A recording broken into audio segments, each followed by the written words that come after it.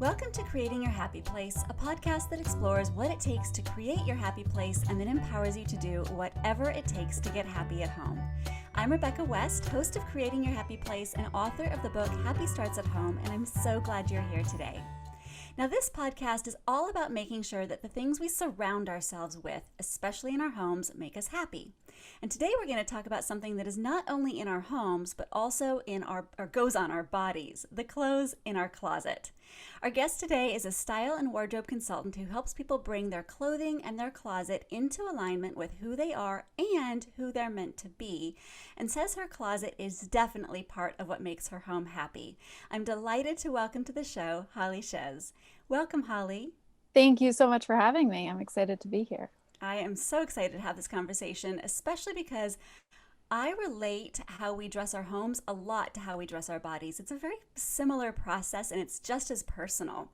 So I'm really excited to have this conversation.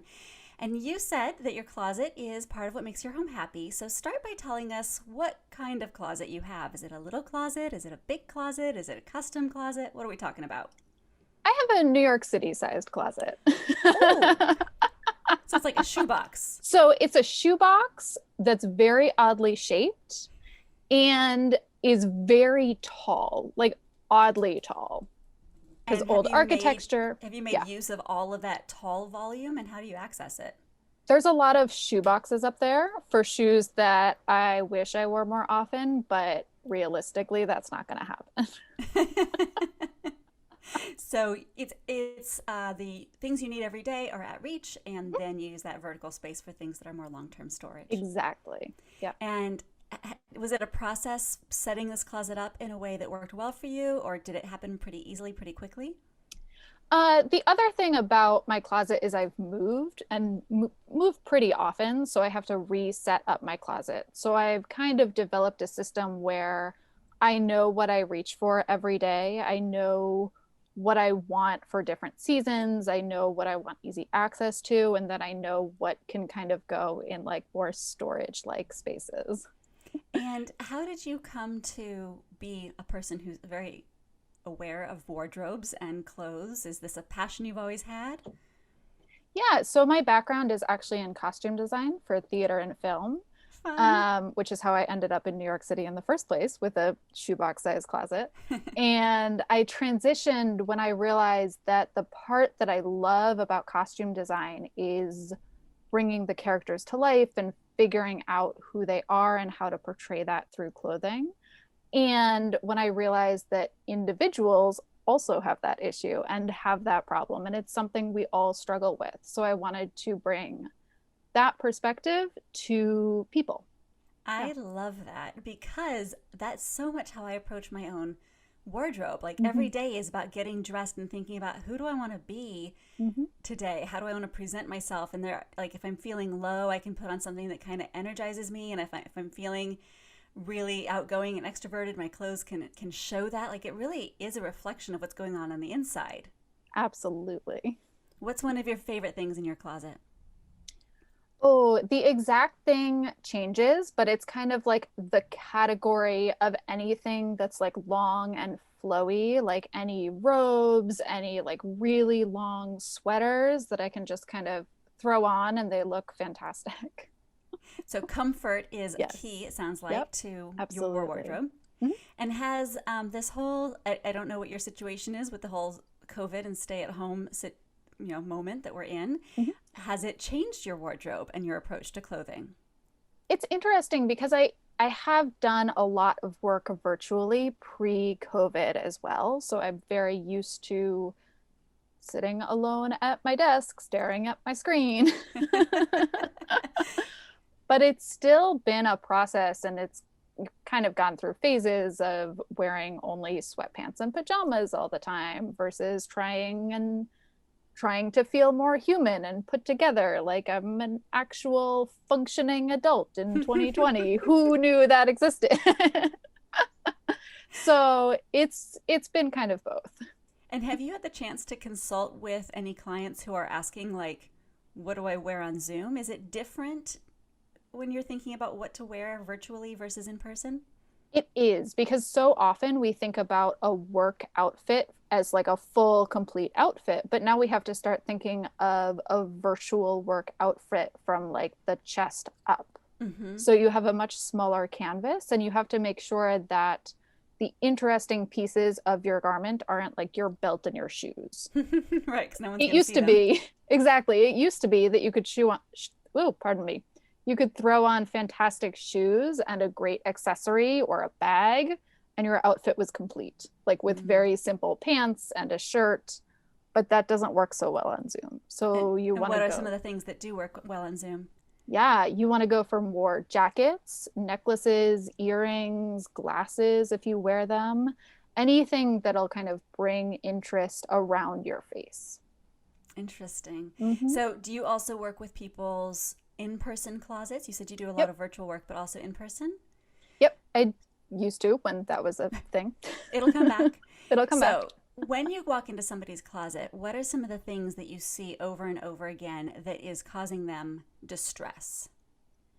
A lot of things they don't ever wear. And It's why are they not wearing them? it's often because they haven't decided to get rid of them yet.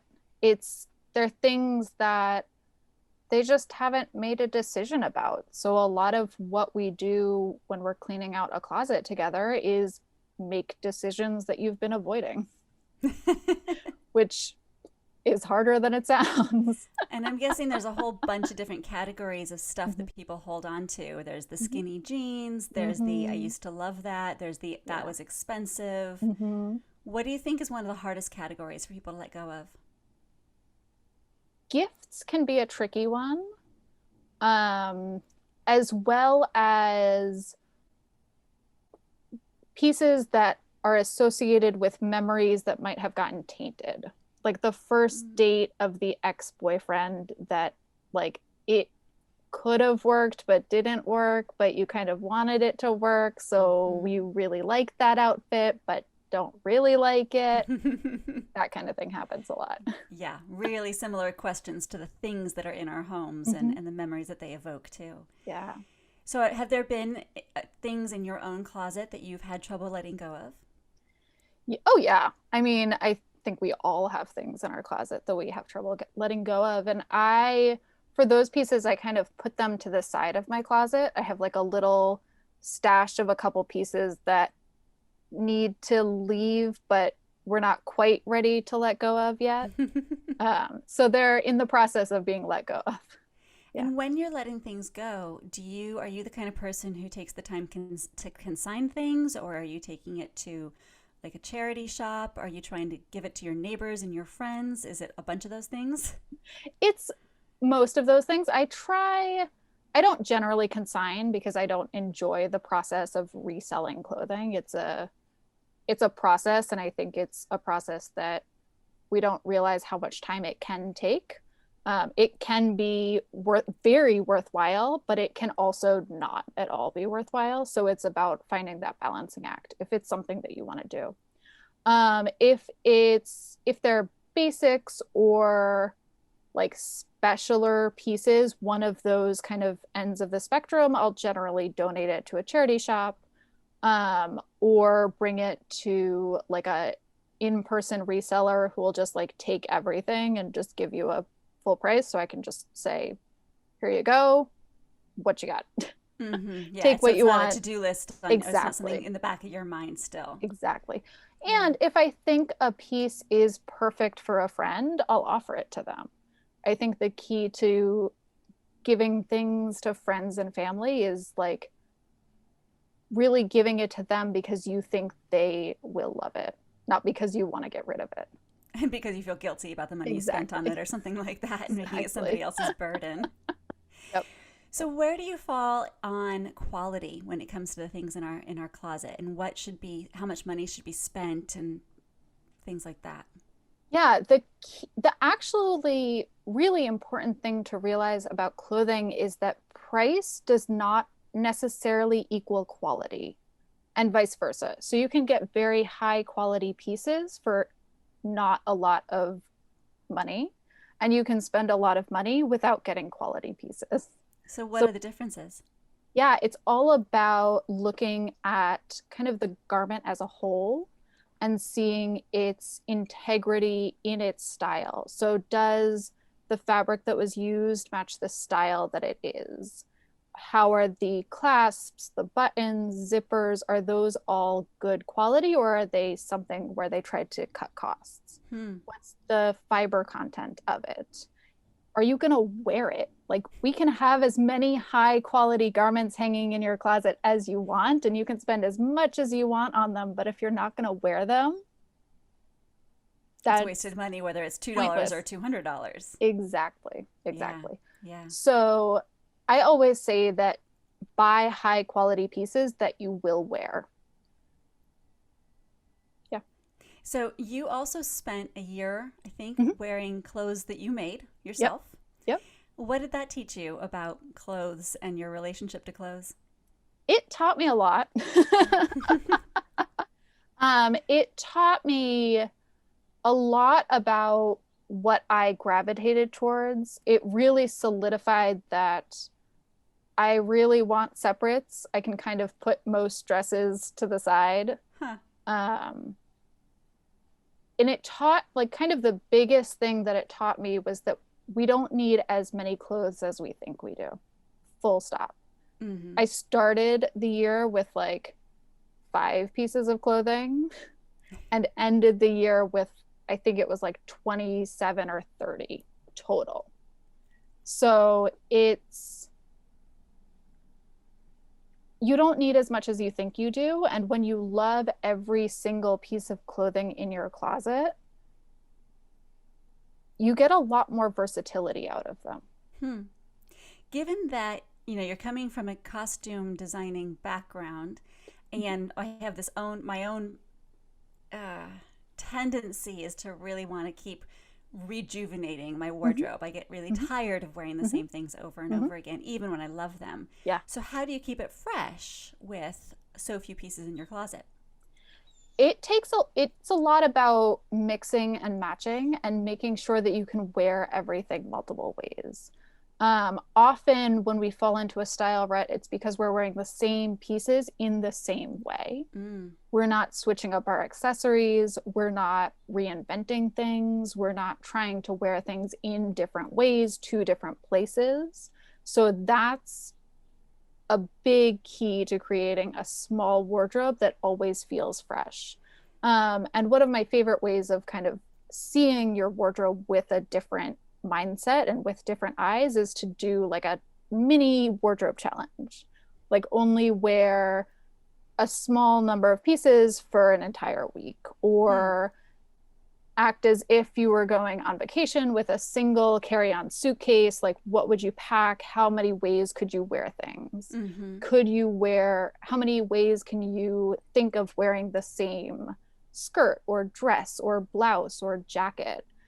What happens if you try entirely different accessories with what you usually wear? So those are ways. When you say that there's 27 items in your closet, for example, that is not necessarily counting accessories and jewelry and the other things. Yes. And my wardrobe has since expanded. Ever since the challenge ended. Yes. And why is that? Because I wanted it to. Yeah. Well, what was missing that you were excited to have back in your life or in your closet? Yeah, there was so that year, because I didn't only wear clothes that I had made, I made most of the clothes that year. So it was a lot of focus on simple, versatile pieces. So there weren't a lot of jackets or blazers or tailored garments. Pieces that required more of a time and effort investment, because I was looking to build out a closet more than tailor things specifically and do all of that. So a lot of pieces that I've added have been cool finds, cool jackets, interesting things that I wouldn't have thought to make. I think that's one of the really wonderful things about having access to so many designers and so many brands, is you get to wear other people's creativity and make it your own. What an interesting way to think about clothes, is that you're in some ways wearing other people's art. Mm-hmm. Yeah. That's very neat. Yeah. So when you consult with people, what comes up in the conversations? Obviously, you're helping them clear out things they don't wear and they don't love. Mm-hmm. I assume you're also helping them bring in things that they will wear and will love. Yeah. But what about the setup of the closet and the access? Are you consulting on that kind of thing too? I do. It's not my primary focus, but I love a well-organized closet. So do you have colleagues who do a lot of closet organization, and those are two different pieces of this puzzle? There are certainly kind of, I think of like more home organizer type people who are like, will take a New York City closet and like expand it incredibly in mind-boggling ways that I'm like, that takes a level of spatial magic that is incredible. I'm more focused on not necessarily the closet organizing hacks, but making sure that you are able to have fun in your closet, that you're able to access the things you want to wear, and that nothing falls all the way into the back corner so that you forget about it and call me again in 7 years and are like, I'm back where I started. How do you keep your closet in a place that you love it is what I'm really focused on for organizing purposes. Is there a cycle to a closet where like you should be going through and touching everything that you own every 6 months, every 6 weeks, every 6 years? There is a cycle, but it's different for every person and every life. So someone who really loves clothing and has an expansive wardrobe and can remember what they have and everything that they have because they enjoy going through it and playing and putting things together and doing all of that, that's going to be different than if you're a busy mom who just doesn't want to look like trash while also chasing a small child. Right. Yeah. That's a different scale of thinking and interacting with your wardrobe. And to say that both the busy mom and the fashionista should be going through every garment they own every 6 months or 6 weeks or 6 days is kind of mean. Like, it's not a kind way of approaching your closet. Right. So I definitely think that if you're not wearing something for a long period of time, you should ask yourself questions about why. But it doesn't mean you should necessarily get rid of it, because it could be that you just had the baby and you are losing the baby weight, but it's going away slower than you want and you're on track. It's just going to take 2 or 3 years, and that's fine. Interesting. Yeah. Or you're training for a marathon, so like your non-marathon jeans don't fit, but that doesn't mean you should get rid of them. Like, if you're not training again, you're probably going to gain some more weight. Like, it's how do you just thinking about what your circumstances are in relation to that piece can help figure out if it should go or if it should stay for later. And that the timeline is really dependent on the lifestyle. So absolutely, we always think about seasonality in terms of your winter clothes versus your summer clothes, but there could also be seasonality based on the children you're giving birth to and the marathons you're running and the events that you might be going to, all of those things too. Absolutely. And if you love that piece of clothing to keep it through that long cycle of change, it could be that you do get rid of your pre-child jeans because you know that you're not going to want to wear them in 3 years, and you'll just get styles new change ones. too. Absolutely. Yeah. Yeah, absolutely. Yep. So when you were growing up, were you the same person? Did you come to clothes late in life, early in life? What's your story? I've always loved clothing, but never in like a traditional person who loves clothing growing up kind of way. I always loved the tactile nature of clothing. I love that they're multisensory. We look at them, we also feel them, we smell them, we hear them all day. We don't generally taste them, but like, your mileage may vary. You do you. So it's all of those things coming together in one item or one outfit that you get to interact with all day. Yeah. So, Fascinating. And did you have a very unique style when you were growing up, or did you just wear really normal, I blend in kind of clothes? I wore kind of my most unique childhood fashion moment was there was a phase where I would only wear dresses with like very full skirts. So like pencil skirts were a no-go. They had to be skirts like full swirling, twirling, spin around childhood dream skirts. Those are my favorite. To Yep. this day, they're still my Yep. favorite. Yep. Exactly. So that was kind of, and that lasted for years. And I did everything. I love it. Trees, outside, skiing, school, like all the things. You just need the right skirt. I love the image of you skiing down a Mm-hmm. slope in a Mm-hmm. big puffy skirt. That is amazing. Mm-hmm. The skirt got kind of like tucked into the snowsuit, but like it was still there. That's awesome. Did you have a really tidy closet when you were growing up? Are you the kind of person who hangs and folds everything? If I did not maintain that. I don't remember what my like closet was like growing up, actually. That's really interesting. I I suspect most of it was hung up and some of it was kind of tossed in a chair like it is now. Mm-hmm. Um,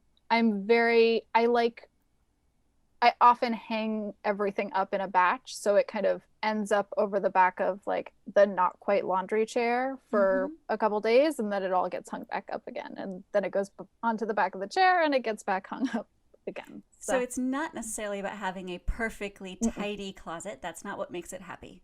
no, it's about having a closet that makes me smile every time I look at it. Yeah. A lot of people will like hang their jewelry out kind of on Mm-hmm, display or put pieces of artwork in their closet spaces in their mm-hmm, dressing zones, have a full-length mirror. yeah. So does your closet and dressing experience, is it very contained to that New York closet, or is other parts of your home part of this? Oh, it's expanded. So I have the New York closet, and then I also actually have a freestanding rack that I usually use for like planning and et cetera. When somebody inevitably needs to borrow a rack for something, they always ask me because why not?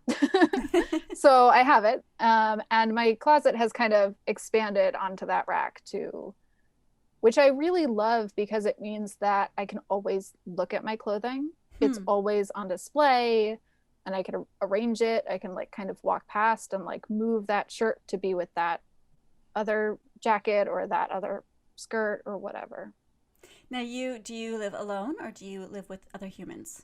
I have a roommate, but we keep our all our clothes Separate separate. Yeah. closets. Yep. How do you, and I'm assuming that people you help have partners sometimes, they're Yep. sharing closet Mm-hmm. space. What comes up when it's about sharing spaces rather than just getting to have your own domain? It's about first figuring out who has more clothes and if all of those clothes need to stay. So, a big part of space considerations that I run into is I get brought in because there's no space in the closet. Like, nothing else will fit. I can't fit another shirt. Like, this is getting ridiculous. And it turns out that while they think they need more organization, what they really need to do is declutter and get rid of some things. Mm-hmm. And suddenly everything fits. Mm-hmm. Mhm. Which I'm sure you've experienced on Well, a I on have, an occasion or two. because I'll get called into people's homes and they'll say, what kind of storage system should I get? And I'm like, that's the wrong first question. The Right. first question is, are you keeping everything you own? Because Hmm. you wouldn't want to spend money organizing and Right. storing stuff that you're not even going to love or keep. Right. Yeah. I Yeah. and I suspect that closets, I'm sure it's similar to like basements and garages and attics and like hall closets. They kind of just become repositories for things. Yeah, and they seem to breed things all on their Yeah, own. that's true. Because like That's fair. how do any of us own as much stuff as we own? I don't know. It's just Mm-hmm. but it's a universal human condition Yeah. apparently. Yeah. Or at least an American condition. Yes. Yes. Yeah. Yeah. You were mentioning that the the fibers of the clothes have a lot to do with the quality. Mm-hmm. Absolutely. So, I mean, I will say I love clothes. I tend to buy all my clothes at Goodwill. I really love the treasure hunt of it. So I don't tend to pay a lot of attention to fiber content or whatever because my closet is regularly recycled. I like that newness. But if I wanted to really pay attention to things that are going to be things that'll last in my closet, what should I be paying attention to? Pay attention to fibers and generally look for natural fibers. So that's going to be cottons, linens, wools, that sort of thing. Because they tend to be more expensive for the manufacturer. So the manufacturer tends to pair them with more high quality fastenings, like zippers and buttons and that kind of thing. Another key thing to look for is if the garment comes with buttons and it doesn't give you extra buttons, don't buy it. Just don't bother. And that's assuming we want to buy quality pieces. Correct. Yes. Yeah. Yes. You can always replace, if you have something you find at Goodwill and you love and it's missing a button, you can always replace the buttons and it'll be perfectly fine. But if you're looking for that high quality garment, kind of one of the biggest tells of a low quality garment is it won't give you extra buttons. That is really interesting. Yeah. What about weather? You know, I used to think, for example, that I couldn't wear suede shoes in Seattle because it's always kind of gray and drizzly here. And in the last couple of years, I've been wearing suede shoes and they hold up surprisingly well. So what are some of the things we think we can't own or some of the things we should own when it comes to weather? The key to weather, especially with high quality garments, is like leather boots, suede shoes, any sort of like high quality trench coat or raincoat. A high quality manufacturer is assuming that you're going to take care of your clothes, which is a big sticking point. It's sort of like how people are supposed to seal their granite counters or their tile every year or every 2 years. So what's the result of not taking care of your clothes, or like what do they assume we're going to be doing with our clothes? So for like suede shoes in weather, you get suede spray and you just spray your shoes and it makes them more water resistant. And then you get a little shoe brush and you just brush the suede so it looks nice and pretty, and that'll solve kind of the biggest issue about suede shoes is that they look kind of messy eventually if you're kind not of matted, kind of exactly. like a velvet would on a chair. Exactly, which is what the brush is for. It just kind of puffs everything back up and makes it all pretty again. And for like leather shoes, if you aren't using like a leather finish on them and like a water resistant, they'll dry out and crack. Just like our skin gets super dry and cracks when we don't moisturize it in the winter. And so that kind of thing. So that's maybe an argument too for having maybe fewer things in your closet. So there are fewer things that you need to take care of. Exactly. Like if you have one really good pair of authentic leather boots that you take care of and that you wear every day all winter for decades, what's that cost per wear? Right. And like every couple weeks or whenever you really need to, or at the start and end of the season, you just kind of like take a couple minutes to shine them, and it's not a big deal. Or I guess you could also just drop them off at your local shoe cobbler. groomer. Yep. Oh, cobbler. You can also outsource that. Yep. So we're talking about, you know, having things you love, keeping your closet in a, not necessarily tidy, but in a form where you can find the things you need to find. But what about when it comes to figuring out what should even be in our closet in the first place? Defining our personal style. Obviously, I know you mentioned that lifestyle has a lot to do with that. But beyond that, when it comes to personality, how do you align your clothes with yourself? It's all about understanding and knowing yourself.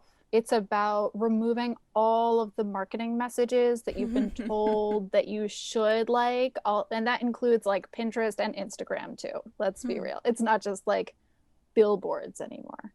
It's differentiating between styles you admire and styles that are yours so that you wear.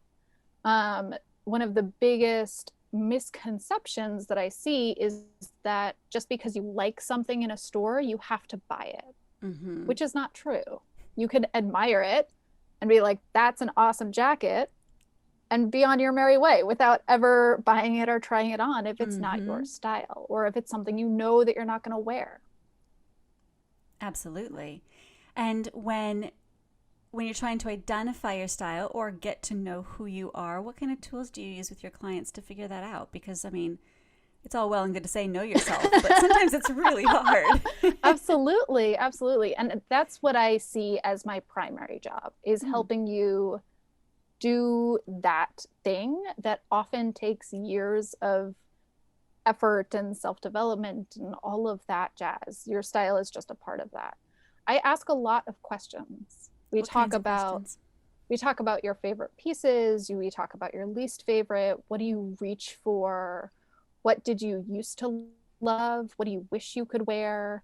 How do you want to bring that in? Why do you wish you could wear it? Why are you not wearing it even though you wish you could?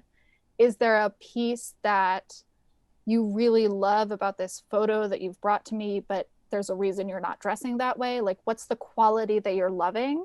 And then we can bring that quality into your wardrobe without dressing you like this model. Right, because they may have, or likely do, especially if they're a model, have a very different body shape and type than you do. Yes. So you mentioned obviously that Pinterest and Instagram is a lot of what's the marketing messages to us now, but do you use those tools when you mentioned that people might bring you a photograph? So do they share inspiration boards and stuff like that with you as part of this journey?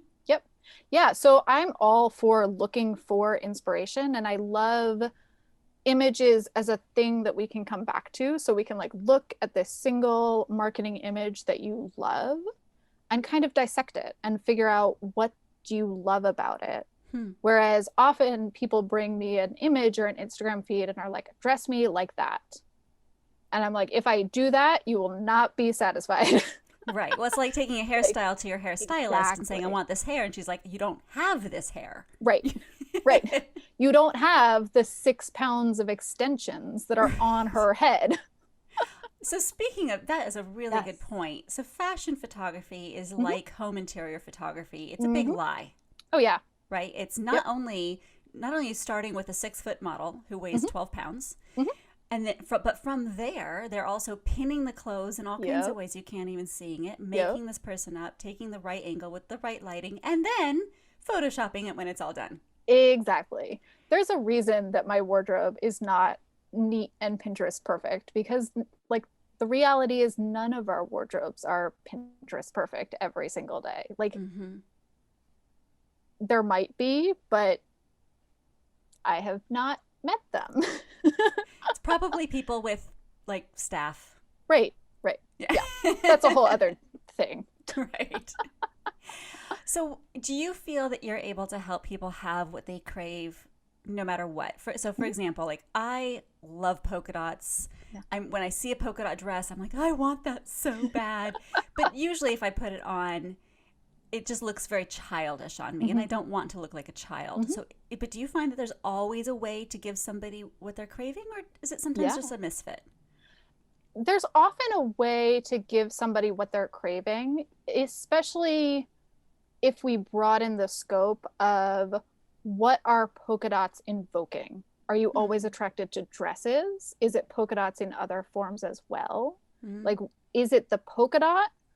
Or is it the vibe that polka dot dresses often invoke in us? Like a real retro feel or something like that. Exactly. Yeah.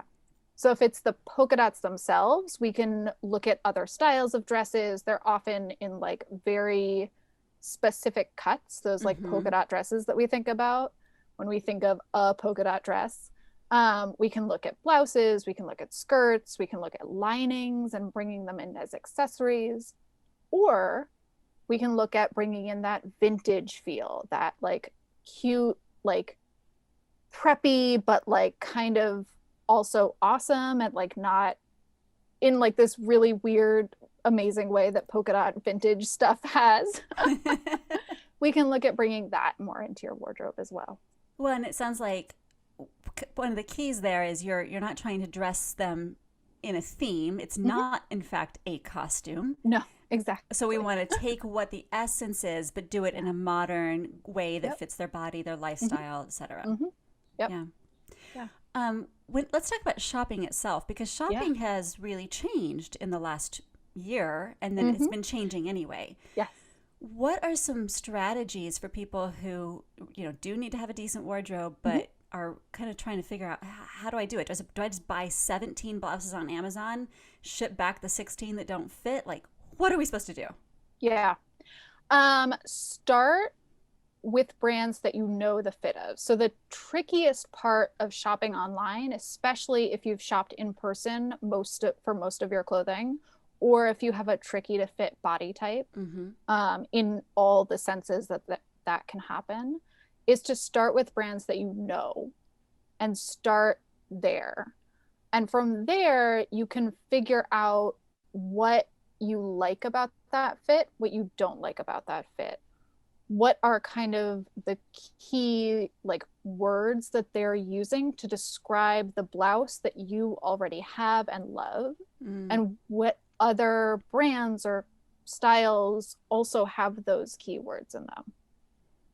And from there, it's about always checking the return policy and making sure you can return it.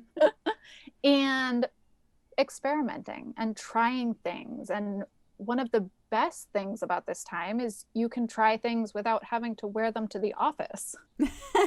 Nobody's going to judge you. Exactly. And you're not stuck in it all day. Like if you find out that skirt like really isn't working, you can change at lunch. It's fine. Absolutely. Or between Zoom calls. Or between Zoom calls. Exactly. And okay, so that's about shopping online. What about shopping in person? Because I wear out when I go to a real store, which has all the colors and all the sizes of all the things. Yeah. Which is part of why I like shopping at Goodwill, because it's either my color, my size, and it doesn't have holes in it, or it's not. So it just makes the decision-making process a little easier. So how do you shop effectively in person? Yeah, one of the big things about shopping in person is to remember just how much money they're spending trying to confuse you. Tell me more. Like the store layout, there's a reason there are mirrors on all the walls. It's to make the store look bigger. It's not just so that you could hold up that blouse and see if it works. There's often multiple, like there's jeans are not often all in one place. There's often like a small little annex with some jeans, and they're over on that table over there. And it's to keep you coming throughout the entire store so that you're exposed to more things. And kind of the aim is to create decision fatigue, because when we're fatigued and when we've reached decision fatigue, our brains can't anymore. They just shut down. They do not function well. And either we buy nothing or we buy everything. And they're kind of retail design, the design of retail spaces is kind of trying to get you into the buy everything mindset. So it's all about conserving energy. It's about knowing what you're looking for. If like overspending is a problem you're dealing with, like don't bring credit cards, or bring a really frugal friend who will be like, are you sure you want that? Or giving yourself a time limit in a kind but restrictive way. Like you can't spend all day shopping at all the stores. You can go to one store and get this many things. And then making sure that you're hydrated and you're fed and you don't go hungry, and you bring snacks and you'll take a break and you like use benches that they have and sit down and regroup. Those are some really good strategies. And I'm already exhausted, even just listening to all that. I mean, because shopping, because then you're also the physical act of taking the clothes on, taking the clothes off, not to mention the visceral response we have to seeing our naked bodies under what is it, fitting room lights. Yep. They're terrible. Oh my gosh. Yeah. Like, don't they want to sell their clothes? I don't get it. Yeah. Yeah. Fitting rooms are a nightmare. It's a whole conversation on its own. It's a whole other conversation. Part of it is trying to save space, so they make the fitting rooms very small because it is a large part of their retail store that needs to be able to have people. And also kind of coming off of like the early 2000s, 90s shoplifting terrors and scaremongering and making sure that you can only bring so many clothes and all of that jazz, which makes the process unpleasant. Plus the lighting, because how do you light from overhead? Overhead lighting is never flattering. But how else do you light a little cube of privacy? So it's both difficult design, and the other way is to not try things on in the store, but this takes kind of you have to know that you'll return the things that you don't want. Which is the actual normal right now, whether we're shopping in person or online.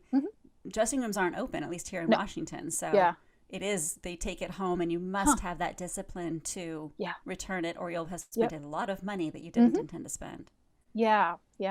Now, what about the mail to your home options? I think there's one called Stitch Fix. I think there's a bunch of them, right? So what do you think of those? I think they're great for when you're building your wardrobe. The problem that they don't solve is that a lot of us have too many clothes anyway, which is part of our problem.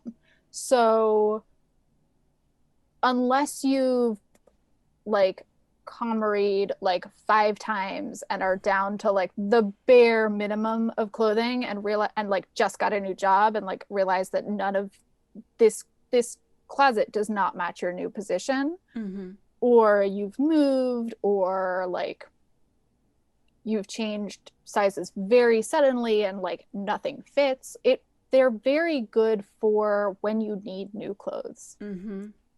That's not the problem a lot of us have. Most of us have it sounds like you're saying too many clothes, and we need to learn how to use what we have and get rid of what we don't use. Yeah. Got it. Yeah. So when you think about helping people create their happy closets, their happy wardrobes, this art that they're wearing with them every single day, what's the one piece of advice you'd really like people to take away? You didn't miss the memo, and you have style, and it's in there. You just need to uncover it. There is not anyone out there that I have met or worked with that doesn't have a sense of style. It's usually buried under a lot of misconceptions or worry that like maybe this really just isn't for you, or you're not the type of person who's allowed to like clothing, or you should be wearing this, or you should be dressing like that, or you shouldn't be doing this or that. It's buried under a lot of misconceptions that once you excavate it, it's there. You said something a second ago. You said you think of yourself as someone who shouldn't be allowed to love clothes. What is that? What would that look like? Where have you seen that?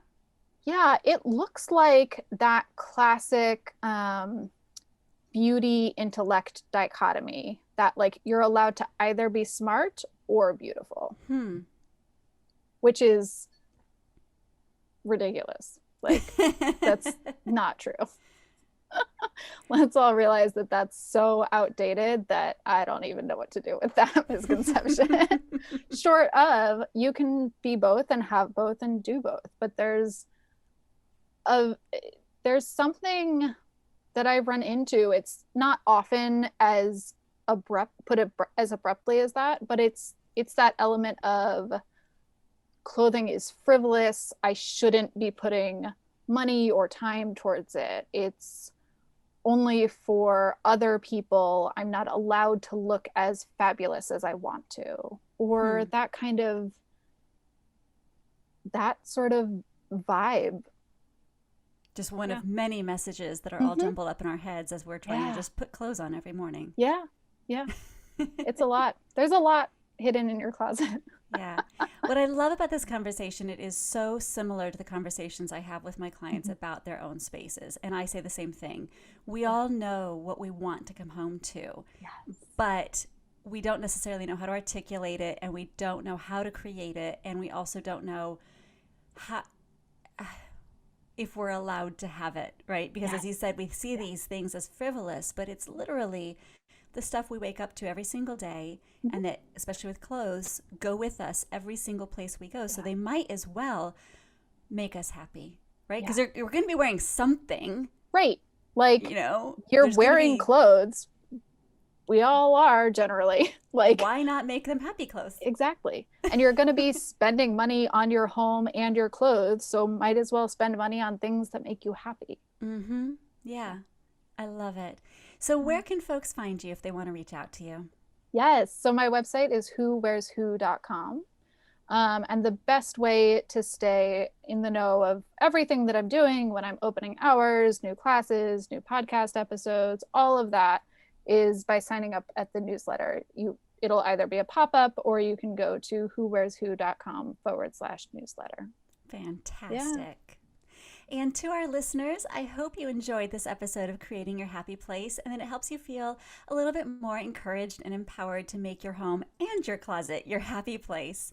If you feel stuck, please do check out my book, Happy Starts at Home. It's full of exercises that are meant to help you figure out why your home isn't working for you and identify what needs to change. And of course, if you have a specific design dilemma in your home, thanks to the magic of the internet, we can meet with you via Zoom, no matter where you call home, to help you figure out the next practical steps to creating your happy place. And in the meantime, no matter where you call home and no matter how big or small your closet is, I hope it makes you seriously happy. Until next time.